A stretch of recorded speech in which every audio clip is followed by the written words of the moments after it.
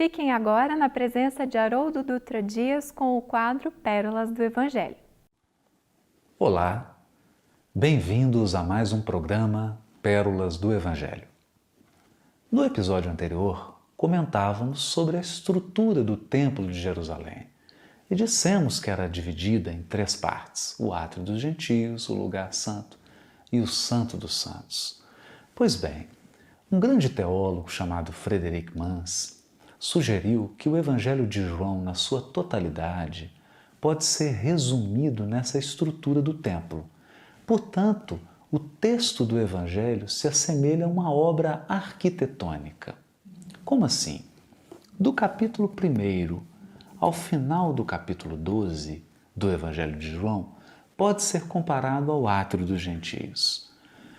Nesses 12 capítulos, João Evangelista narra aqueles episódios em que Jesus buscou as mais diversas pessoas: a mulher samaritana, as bodas de Caná da Galileia, Nicodemos, e conversou, compartilhou de um modo geral ou com um público geral, com pessoas que não eram seus discípulos mais próximos, que não eram seus apóstolos e, portanto, não pertenciam àquele círculo mais estreito de relacionamento de Jesus.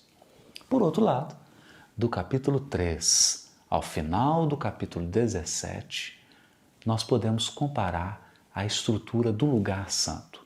O lugar santo, relembrando, era aquele local em que o sacerdote, apenas o sacerdote, após ter passado por um ritual de purificação espiritual através da água, poderia adentrar naquele ambiente e lá ele arranjava os pães, arranjava o candelabro de 7 braços, de 7 velas, ele acendia um incenso que deveria permanecer 24 horas aceso, representando um local privilegiado de comunhão com Deus.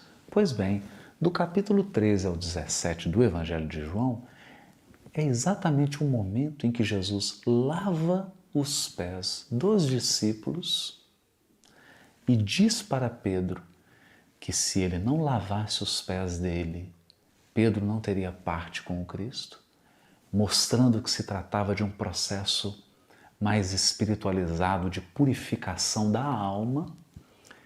E então, na sequência, Jesus passa a ter um diálogo muito intimista, muito particular, apenas com os 12.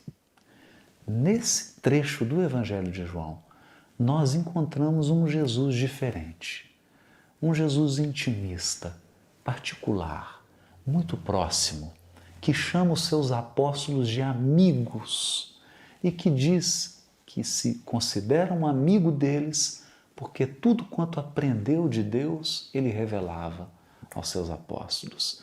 É lá que nós encontramos falas maravilhosas, como aquela em que Jesus diz ser o bom pastor, em que ele diz ser a videira verdadeira, em que ele promete o Consolador prometido, o Paracleto.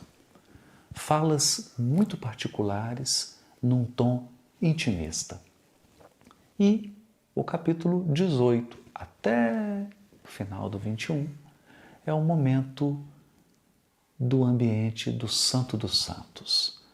Esse trecho do Evangelho de João pode ser comparado à entrada do sumo sacerdote, sozinho, naquele lugar em que está a Arca da Aliança, para pedir perdão pelos pecados de todo o povo. No capítulo 18, Jesus é preso e, de fato, segue sozinho. Os apóstolos, mesmo tendo privado da sua intimidade, do seu relacionamento mais próximo, por medo, por insegurança, abandonam o Mestre e ele segue sozinho, carregando a cruz e deixa para a humanidade a lição derradeira do perdão.